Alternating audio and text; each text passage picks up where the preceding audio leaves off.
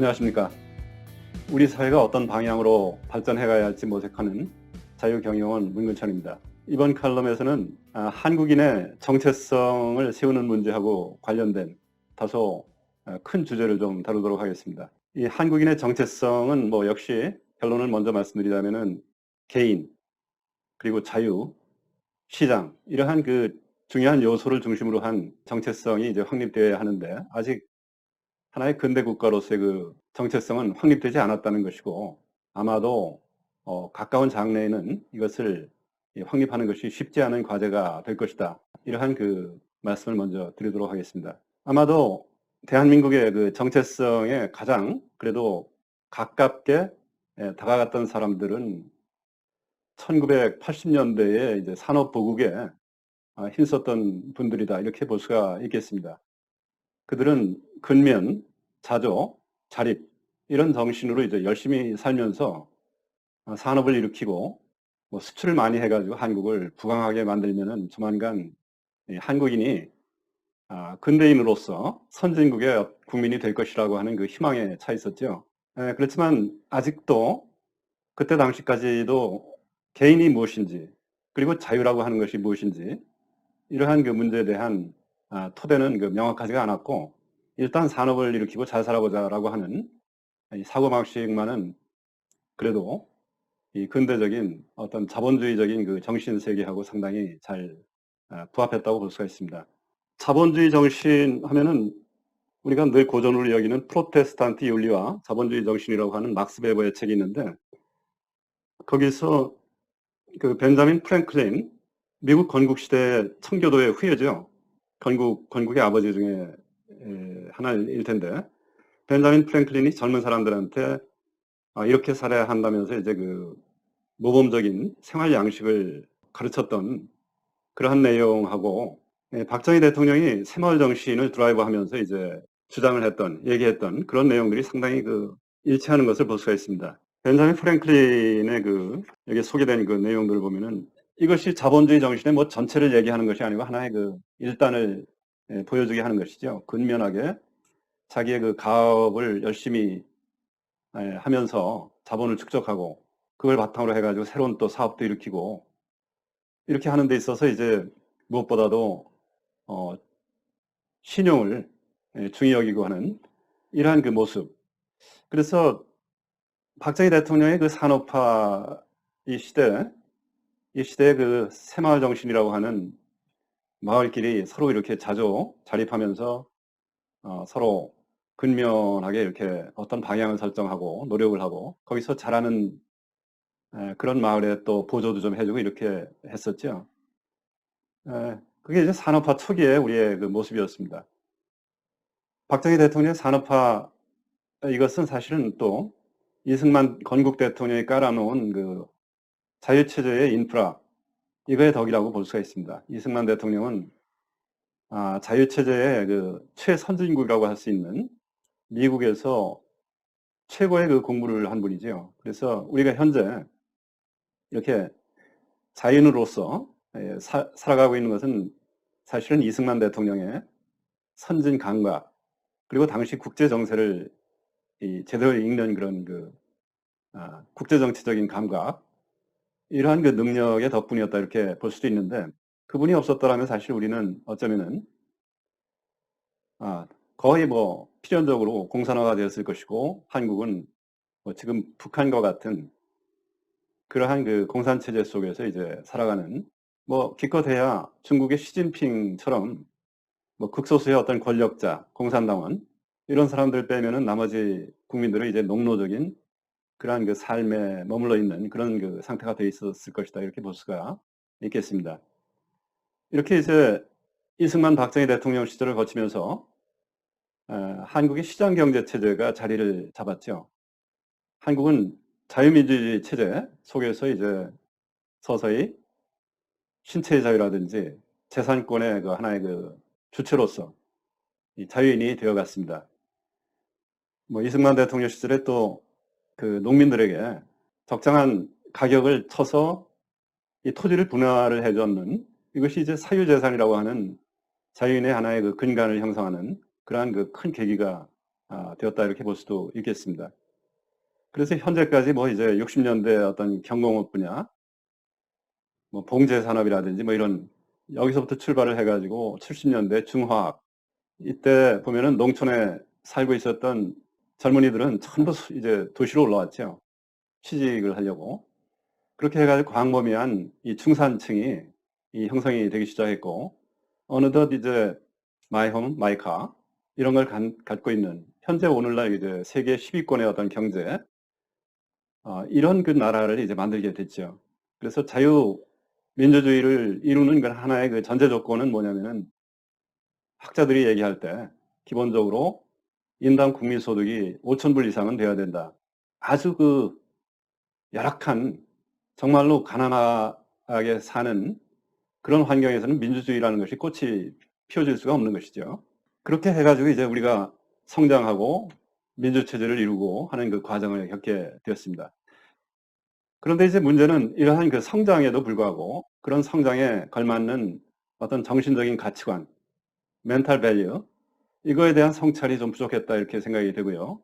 어떤 정신적인 가치가 뒷받침되어야만 이 선진 자유체제를 지속적으로 키우고 유지할 수 있느냐 이런 그 성찰이 너무나 부족했다 하는 생각을 좀 해볼 수가 있습니다. 그러다 보니까 예를 들어서 우리가 북한 동포에 비해서는 40배 이상 그렇게 잘 살고 있죠. 그거는 잘 알겠는데 그럼에도 불구하고 왜 우리가 이북의 그 동포들에 비해서 더 가치 있는 그 삶을 살고 있는 것인가 이렇게 물어본다라면은 자신 있게 얘기들 잘 못하는 그런 무엇이 자유체제의 이 정신적인 가치인가 이런 거에 대한 진지한 고민이 없다 보니까 이제 이런 그 기본적인 질문에 대해서도 상당히 혼란을 겪게 되는 것이죠. 자유민주주의 체제에 우리가 살고 있다 했을 때 그 자유라고 하는 것은 사실은 이 책임을 의미합니다. 그래서 책임 있는 민주주의, 뭐 더 나아가서는 정치적으로 이제 제한된 국민의 어떤 이 자유 침해 이런 거를 권력이 마음대로 할 수 없는 제한된 민주주의를 해야 된다 이런 그 뜻까지를 포함하는 것인데 이것이 어느덧 오늘날 고삐 풀린 민중주의, 민중민주주의를 지향하는 이러한 그 상태가 돼 있다 이렇게 말할 수가 있겠습니다. 그래서 현재 상황은 국가 정체성이 심하게 흔들려 있는 지경에 이제 이르렀다 이렇게 볼 수 있는데 그 단적인 예로서 뭐 현 정부가 우리의 건국 국가의 생일이라고 볼 수 있는 건국 70주년 행사조차도 안 하고 슬그머니 지나가 버렸죠. 그리고 또 어느 행가는 대통령이 느닷없이 공산주의자로서 6.25 때 이제 인민군 장교로서 이제 우리 국군과 대적해가지고 싸웠었던 그 김원봉이라고 하는 이 사람을 국군의 뿌리라고 하는 망언까지 이렇게 또 했고, 또 사법부의 어떤 그 수장, 이 사람은 국가 간의 조약으로 일단락이 됐었던 어떤 징용 문제라든지 하는 것을 원위치 시켜가지고 반의 감정, 이 갈등을 이제 촉발을 시켜가지고 오늘날까지 그 구렁텅이에서 우리가 빠져나오지를 못하고 있죠. 한마디로 이 사람의 그 행동은 국가 위에 마치 이 법관, 자기가 존재하는 것 같은 그 국기문란 사태를 일으켰다 이렇게 볼 수도 있겠습니다. 이러한 민중주의적인 혼란의 그 첫 징후는 어디서부터 있었느냐 하면은 사실은 김영삼 대통령 때부터 시작이 됐다 이렇게 볼 수가 있는데요. 김영삼 대통령은 사실 그 취임사 연설에서 벌써 이게 큰 문제점을 노정을 시켰죠. 뭐 7천만 동포 여러분, 국내외 동포 여러분 이렇게 시작을 하더니 뭐 애타게 바라던 문민 민주주의가 시대가 됐습니다. 정의가 강물처럼 흐르는 사회를 만들겠다. 어느 동맹국도 민족보다 더 나올 수는 없습니다. 이 말이 가장 그 문제가 있는 말이에요. 어느 동맹국도 우리는 미국하고의 동맹국인데 미국과의 어떤 자유민주주의라고 하는 가치를 가지고 뭉친 그러한 그 동맹국인데 이러한 그 가치가 무슨 그렇게 중요성이 있느냐. 민족이 더 중요하지. 이렇게 얘기를 해버린 거예요. 그러니까 이제 이 김영삼 대통령의 멘탈은 공산주의든 자유민주주의든 그게 뭐 그렇게 중요하냐 하는 소리나 이게 마찬가지가 이제 되는 얘기죠. 뭐 더군다나 어떤 이념이나 어떤 사상도 민족보다 더 큰 행복을 가져다 주지는 못합니다. 이렇게 얘기를 했습니다. 그러더니 대통령을 하면서는 어느 날 갑자기 중앙청을 때려 부셨죠. 이 행동 이거로 인해서 대한민국은 그 대한민국 건국의 현장이 역사적인 현장인데 이것이 조선 총독부라고 하는 그런 역사적인 현장일 뿐만 아니라 대한민국 건국의 현장이었었거든요. 이러한 그 현장이 없어졌다. 김영삼 대통령의 그 멘탈, 여기서부터 이제 말씀드렸던 극심한 반일 종족주의, 이것이 심화됐던 출발점이라고 이렇게 볼 수가 있겠습니다. 또 한 가지, 김영삼 대통령 때서부터 정부 요처에 운동권, 이 사람들이 이제 말은 운동권이 이제 말로는 민주투사니 뭐 이렇게 이제 포장을 했었죠. 뭐 물론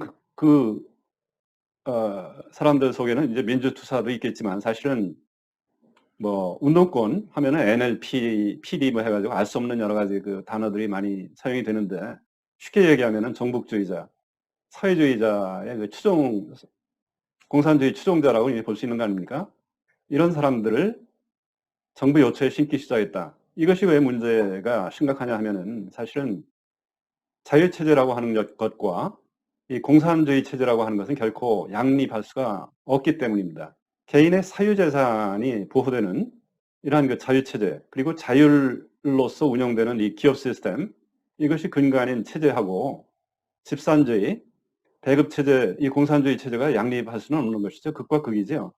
그래서 절대 양립할 수 없는 것이고, 이 말은 사실은 현재 남과 북이 통일을 하려면은 자유체제로 통일을 하든지 아니면은 공산체제로 통일을 하든지 둘 중에 하나지, 그냥 뭐 국경만 이렇게 허문다고 해가지고 통일이 되는 것은 절대 아니고, 그런 식으로 했다가는 사상 최악의 어떤 그 극심한 내전에 빠져가지고 한국인이 내전 속에서 절멸할 수도 있는 그런 그 얘기를 내포하고 있는 것이죠. 네, 그럼에도 불구하고 현재 이르러서 이제 한국의 정치적인 지형은 김영삼 대통령서부터 출발된 운동권적인 그 흐름, 사조, 이것이 과연 오늘날에 이르러서는 이제 우리의 그 정체성이라고 하는 것이 헌법에 나와 있는 민주공화국이라고 하는 정체성하고 맞는 것인가 라고 하는 그 의문이 들게 하는 그런 그 지경에 이르게 되었습니다. 오늘날 하고 있는 그 상태를 보면은 환상적인 평화주의, 그러면서 대한민국을 무장해제하면서 국방을 허물고 오로지 민족 지상주의로 이렇게 치달으면서 그 대한민국의 번영을 그 보장했던 그 한미동맹을 해체하려고 하고 있고, 이들에게 있어서 한미동맹이라 하는 것은 자유를 지키고 북한 공산 정권에 대항하기 위한 하나의 생존수단이라기보다도 민족의 주체성을 억압하는 예속의 상징일 뿐인 것 같은 그런 느낌을 받게 됩니다. 더욱이 이제 조선시대의 사대주의를 연상시키는 이 오늘날의 그 친중 사대주의, 이거를 자진해가지고 이제 중국의 어떤 영향권 아래로 이렇게 들어가려고 하는 그 모습, 이거를 보이고 있죠. 그래서 대한민국이라고 하는 이 헌법에 내재되어 있는 그 민주공화국으로서의 어떤 그 국가 정체성을 확립하는 데는 아마도 오랜 세월이 필요할 것으로 보입니다. 그렇게 이제 보는 이유는 소위 이 오늘날 정치권의 보수 진영이라고 하는 지금 현재 정권을 잡고 있는 그 진보 진영 말고 보수 진영이라고 하는 사람들조차도 그 멘탈, 이런 그 정신적인 그 밸류 가치관 측면에서는 운동권 진보하고 이게 큰 차이가 사실 없어 보이는 점이 많이 있다. 예를 들면은 자유의 실질적인 기반이라고 할 수 있는 이 대기업 법인에 대한 어떤 자율적인 이러한 그 산업 시스템을 잘 보장을 해야 된다라고 하는 마인드가 없어요. 그래서 반 대기업 정서를 공히 가지고 있고 세계 최고 수준의 어떤 법인 상속세 이거를 고치려고 하는 이런 마인드가 좌든 우든 이 정치 세력 속에는 그 존재하지를 않고 있습니다.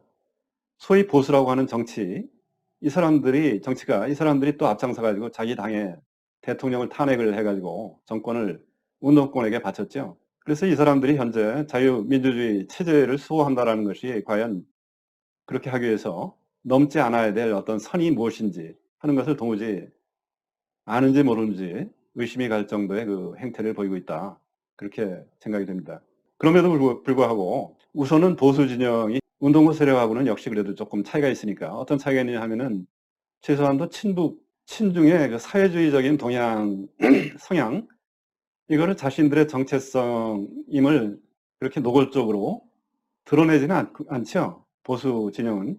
그리고 중국을 따라서 뭐 토지의 공개념을 하겠다라든지 개인의 부축적을 갖다가 노골적으로 죄악시한다라든지 하는 이 자유체제에서는 도저히 이해가 가지 않는 그러한 그 행태를 보이지는 않고 있기 때문에 우선적으로 첫걸음은 이 정권을 다시 되찾는 것이 이제 첫걸음이 될 것이다. 이렇게 당연히 그러한 그 말씀을 드릴 수가 있겠습니다.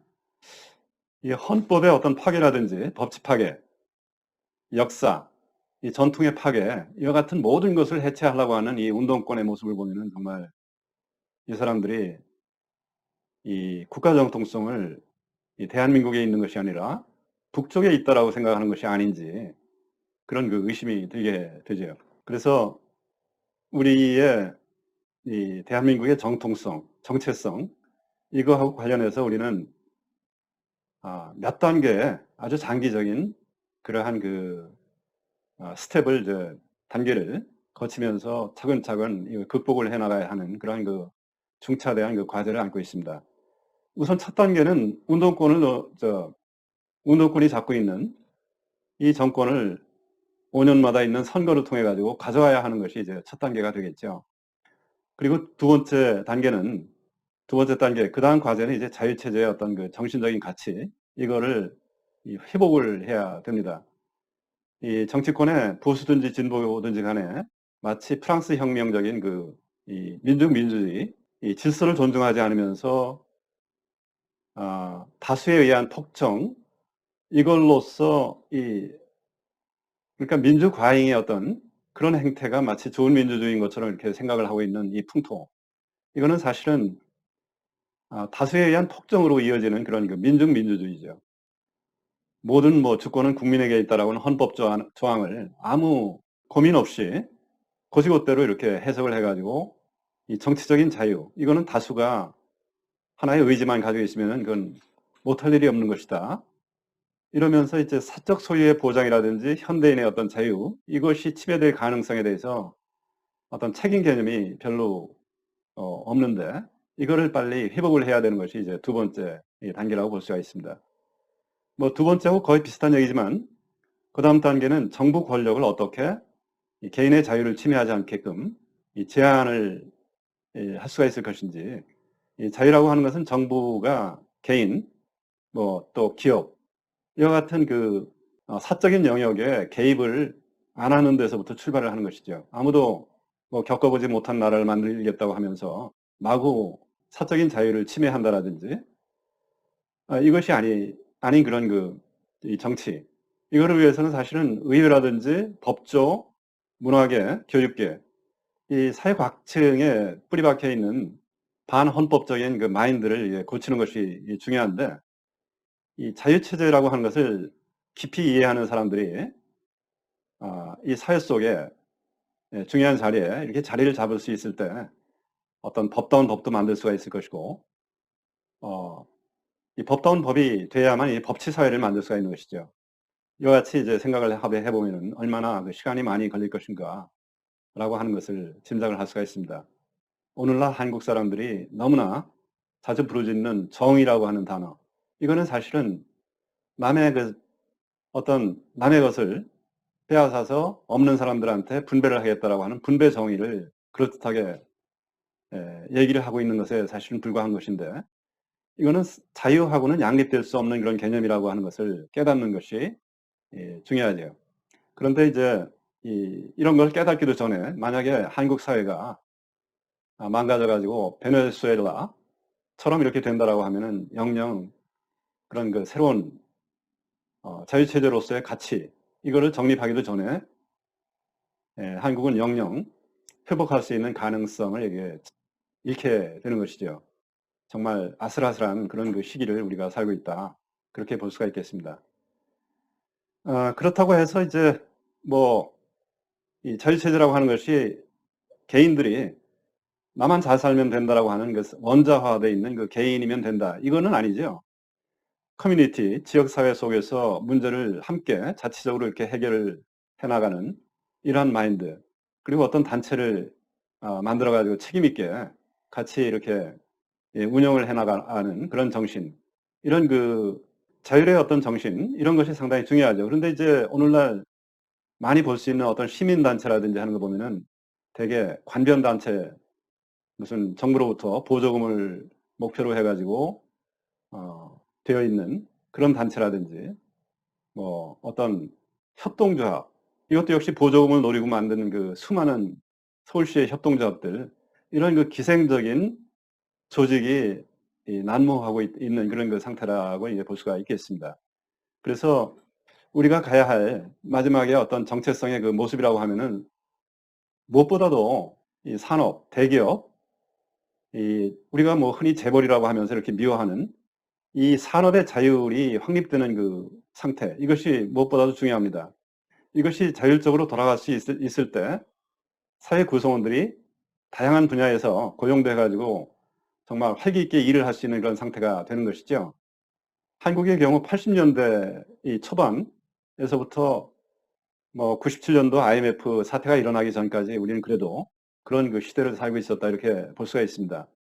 뭐 교육을 마치고 사회에 나온 사람들은 직장에 뭐 두세 개 이렇게 합격을 해가지고 그중에 나의 그 장래를 위해서 어느 기업이 좋은가 이런 거를 이렇게 따져보면서 들어갈 수 있었던 그런 시대죠.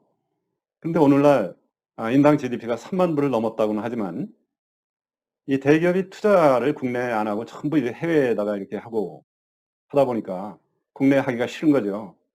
이런 그 정서, 반대기업 정서, 이런 속에서 이제 모든 투자는 해외. 그러니까 청년들은 갈 데가 없는 청년 실업, 뭐 이생망이니 헬조선이니 하는 그 단어가 난무하는 그런 그 현실. 이거를 이제 보자면은 소위 민주화라고 하는 그 운동권 사회주의, 이 바람이 한 30여 년 이렇게 불어닥친 결과지만, 이것이 과연 우리가 추구하고자 하는 자유민주주의의 그 어떤 이상적인 모습은 아니다 하는 것을 우리가 짐작을 할 수가 있습니다. 이와 같이 마지막 단계는 한마디로 대기업의 어떤 자유를 침해하지 않는 그러한 그 마인드, 정신적인 가치가 자리 잡는 그러한 그 상태가 아마도 안정적인 이 자유민주 체제로서의 대한민국의 모습이 되지 않을까, 이렇게 그 생각이 되는 것이죠. 이거를 위해서 뭐 역사관, 이 공교육의 그 회복이 무엇보다도 중요합니다. 예를 들어서 현재 그 국사학계의 그 행태, 이런 걸 보면은 여기서 또 이어져 내려오는 그 모든 공교육의 역사교육, 이것이 이제 일반 시민들의 역사의식을 심히 망가뜨리고 있죠. 우리가 갈 길이 먼 이유가 바로 거기에 있습니다. 무슨 조선의 어떤 고종이라든지 조선 말에 이 기울어가던 왕조를 근대 국가로 탈바꿈할 그 기회, 이런 걸 모두 날려버리고 결국은 나라를 갖다가 이렇게 빼앗기는 그런 그 상태를 만들었던 고종을 갖다가 이 숭상을 하는 거, 이 분위기, 뭐 계명군주라는 말까지 해요.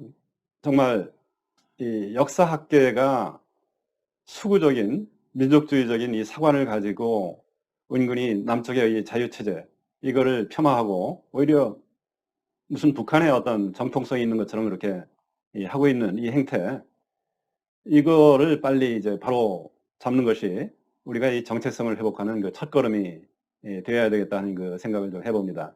우리의 역사교육, 공교육이 얼마나 큰 문제인가, 이걸 깨달아야 하는 것이죠. 그래서 이제 결론을 좀 말씀을 드리자면은, 이러한 그 역사, 공교육의 그 회복을 통해 가지고 근대 시민, 즉 자유인이라고 하는 것이 이 정신적인 가치가 무엇인가 하는 것을 우리가 빨리 회복을 할 수 있을 때 오늘날 이 모든 정체성의 혼란, 이거를 하나씩 해결을 할 수가 있을 것이다, 이런 말씀을 드릴 수가 있겠습니다. 감사합니다.